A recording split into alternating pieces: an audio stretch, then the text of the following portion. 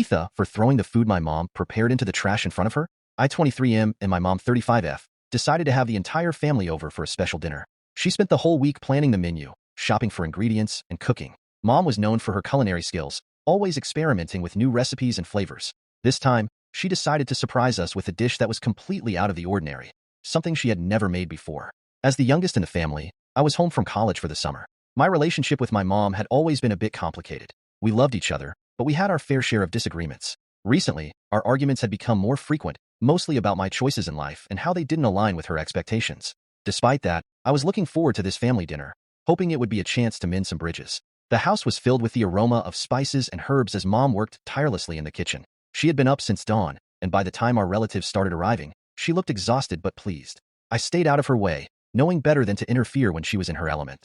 Instead, I helped set the table and welcome the guests. My dad, my older brother Mike, and his wife Emily were the first to arrive.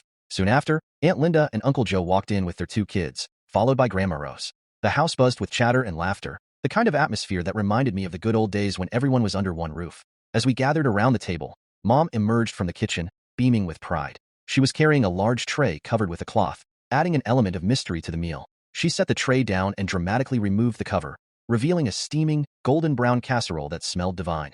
Voila! My special chicken casserole with a twist, she announced, looking around for reactions. Everyone clapped and cheered, praising her for her efforts. I joined in, albeit with a bit of apprehension. I had a sensitive stomach and was always cautious about trying new foods. Mom knew this, but she often dismissed it as me being picky. Dinner started, and everyone eagerly dug into their portions. The casserole was passed around, and soon it was my turn. I took a small helping, not wanting to offend Mom but also wary of how my stomach might react. As I took the first bite, I realized that Mom had indeed outdone herself. The flavors were rich and complex, with a perfect balance of spices. However, as I continued eating, I began to feel uneasy. There was something in the dish that didn't sit right with me. My stomach churned, and I felt a wave of nausea wash over me. I tried to discreetly push the food around my plate, hoping no one would notice. But Mom, ever the attentive host, was quick to catch on. "Everything okay, sweetie?" she asked, her voice tinged with concern. I nodded, forcing a smile. "Yeah, just feeling a bit full, that's all." But Mom wasn't convinced. "You've barely touched your food. Do you not like it?" Her question hung in the air, and suddenly all eyes were on me. I felt a lump form in my throat as I struggled to find the right words. "It's not that, Mom. It's just, I don't think my stomach agrees with it," I finally said, trying to be as gentle as possible. Mom's face fell, and a hush descended over the table. I could see the hurt in her eyes, and guilt gnawed at me. But before I could say anything more, she stood up abruptly. "If you don't like it, then don't eat it," she snapped, her voice breaking. The room was thick with tension. I felt a surge of frustration and embarrassment. My emotions got the better of me, and in a moment of impulsive defiance, I stood up, grabbed my plate, and walked to the kitchen. Without thinking, I scraped the contents into the trash can, the sound of the food hitting the bin echoing through the silent house. When I turned around, Mom was standing in the doorway, her face pale and her eyes wide with shock. The rest of the family watched in stunned silence, too taken aback to react. I realized immediately what I had done. My act of defiance had not only hurt my mom but also disrespected her in front of everyone. The gravity of the situation hit me like a ton of bricks, and I felt a wave of regret. "Mom, I started to say, but she held up a hand to stop me. "Just go to your room," she said quietly, her voice trembling. I obeyed, feeling like a child who had just been scolded.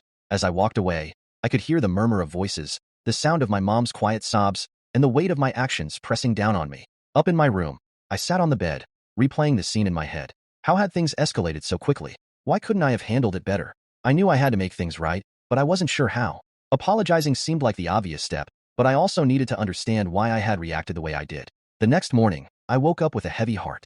The events of the previous evening still hung over me like a dark cloud. I knew I had to face my mom, but I was dreading the conversation. After gathering my courage, I made my way downstairs. The house was quiet. Dad had taken the relatives out for breakfast, giving Mom and me some space to talk. I found her in the kitchen, cleaning up the remnants of the dinner. She looked up as I entered, her eyes red and puffy from crying. "Mom, can we talk?" I asked hesitantly. She nodded, setting down the dish she was scrubbing. We sat at the kitchen table, the same one where the drama had unfolded the night before. "I'm really sorry about what happened," I began, my voice shaky. "I didn't mean to hurt you or disrespect you. I don't know what got into me." Mom sighed, wiping a tear from her cheek. "I know you didn't mean it, but it still hurt.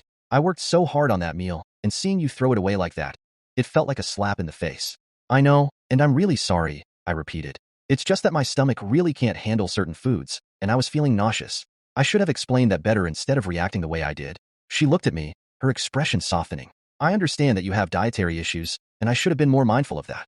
I just wanted to make something special for the family. But maybe I was also trying too hard to impress everyone, including you. We sat in silence for a moment, both of us processing the emotions of the past day. Finally, I spoke up. Mom, I appreciate everything you do for us, and I want us to have a better relationship. Maybe we can start by being more honest with each other and trying to understand each other's perspectives. She nodded, a small smile forming on her lips. I'd like that too, and I'm sorry for snapping at you. I know I can be overbearing sometimes. We hugged, and for the first time in a long while, I felt a sense of hope. The road to repairing our relationship wouldn't be easy, but this was a start. That evening, Dad and the relatives returned, and the atmosphere was noticeably lighter. Mom and I worked together to prepare a simple dinner, something we both could enjoy without any complications. As we sat around the table, the tension from the previous night seemed to have dissipated. After dinner, we all gathered in the living room, sharing stories and laughing like old times. Mom and I exchanged a knowing glance, a silent acknowledgement of the progress we had made. In the days that followed, things gradually returned to normal.